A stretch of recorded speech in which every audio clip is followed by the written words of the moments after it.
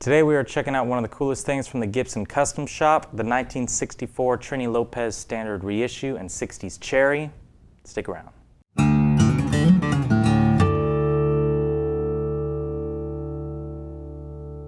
How's it going, y'all? This is Cooper Greenberg here at Alamo Music Center in San Antonio, Texas. You can find us online at alamomusic.com. If you haven't already, please subscribe to the channel. Check out our spring store for some cool t-shirts. And if you're interested, click the link below to become an Alamo Music Insider on Patreon. So like I said, we are checking out a Gibson Custom Shop today. And if you know anything about Gibson or what's going on in the world right now, there's some supply constraints. This is an order from quite a long time ago that we just got in.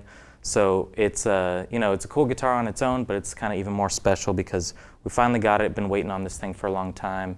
And I'm glad I get to do the demo. You know, Chris isn't here today and he's going to be jealous and upset because he didn't get to do it. But I just kind of had to take my chance because who knows how long this guitar is going to be in the store. But yeah, it's a 1964 standard reissue of the Trini Lopez model. And if you don't know about him, really awesome kind of performer, pop-ish singer.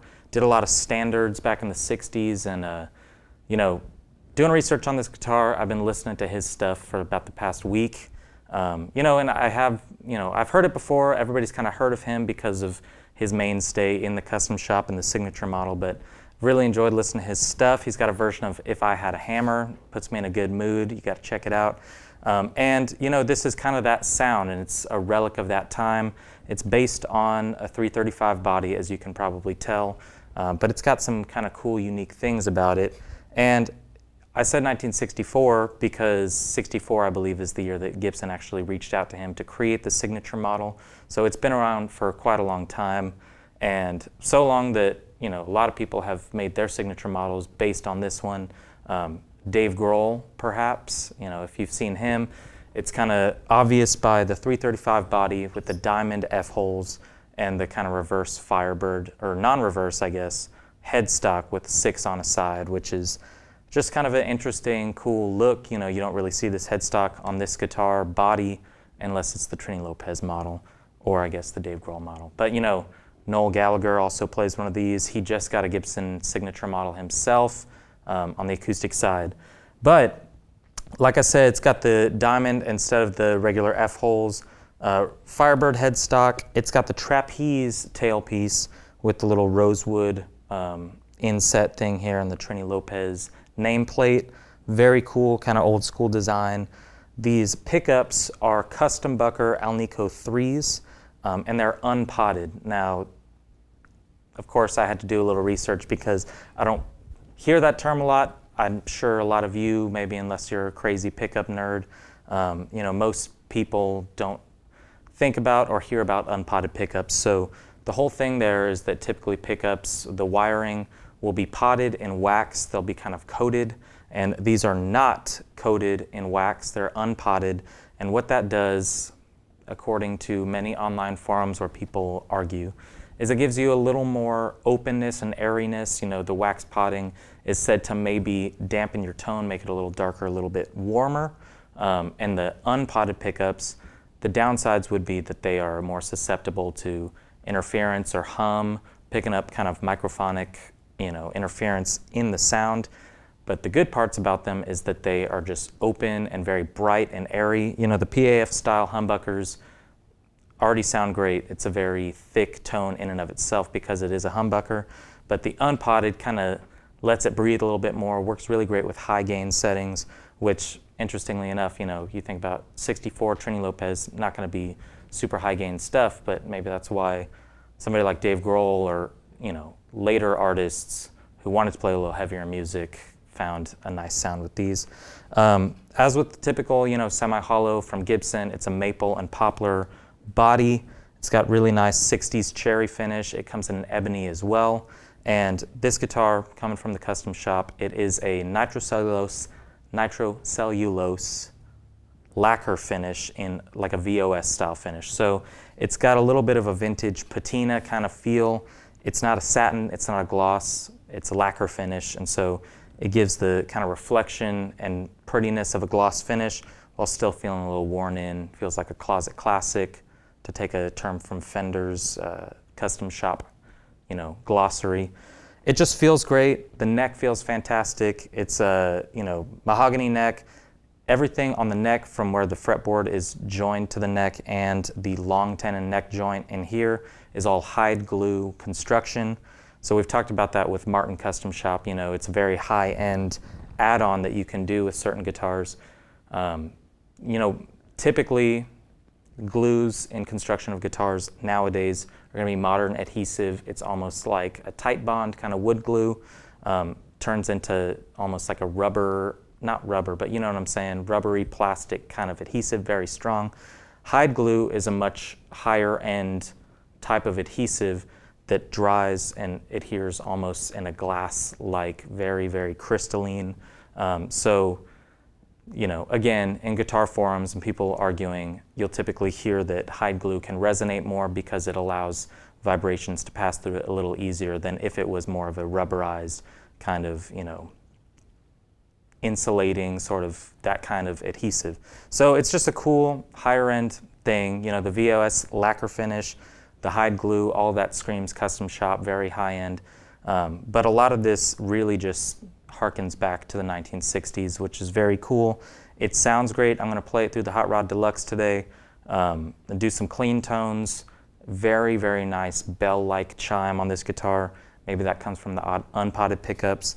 And then especially to kind of push these, hear what kind of high gain sounds. Even though that's not the Trini Lopez style, I think it's worth it, putting a little overdrive on this. And it sings. It's a very nice guitar, very comfortable. I think you're going to like it. So take a listen.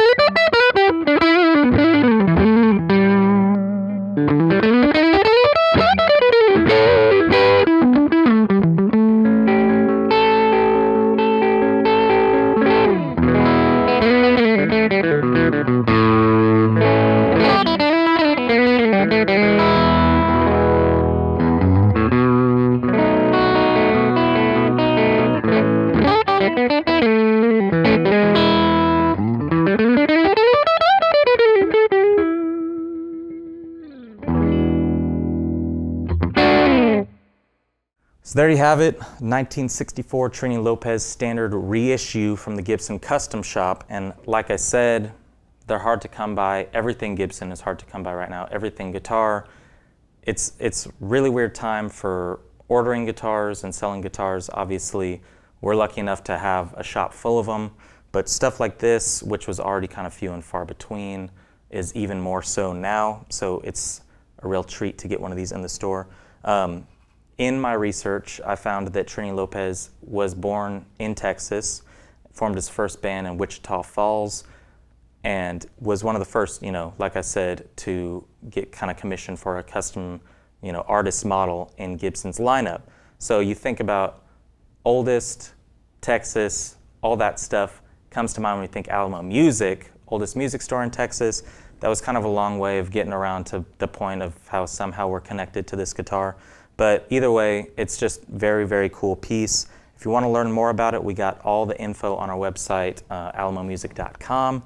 And please feel free to give us a call or email us, chat with us online, because I think for the right person, this could be a really special guitar. Not only, for a collector. A lot of times Gibson Custom Shops are so crazy, extravagant, and luxurious that they're almost, I don't know if you saw that. There was a fly that came by, I didn't just stop. So a lot of times luxurious, crazy guitars that you would never want to take out on a stage.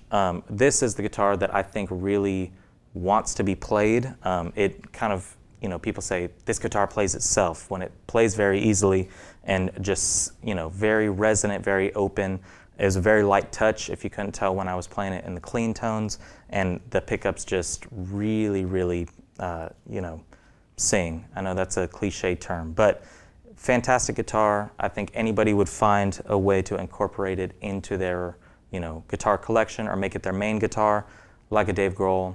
But, even if you're collecting, I think that, this guitar wants to be played. It's a very, very cool guitar. So check it out on the website. And if you haven't already, subscribe to the channel. We're trying to hit 100,000 subscribers. Got some giveaways for when we do hit 100,000. I think that there's some really cool stuff that a lot of you might be interested in.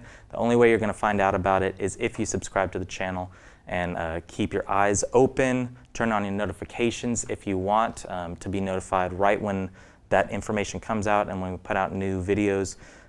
It's a very cool job that I get to do. I get to play really cool stuff like this. So thank you very much for watching. We'll see you next time.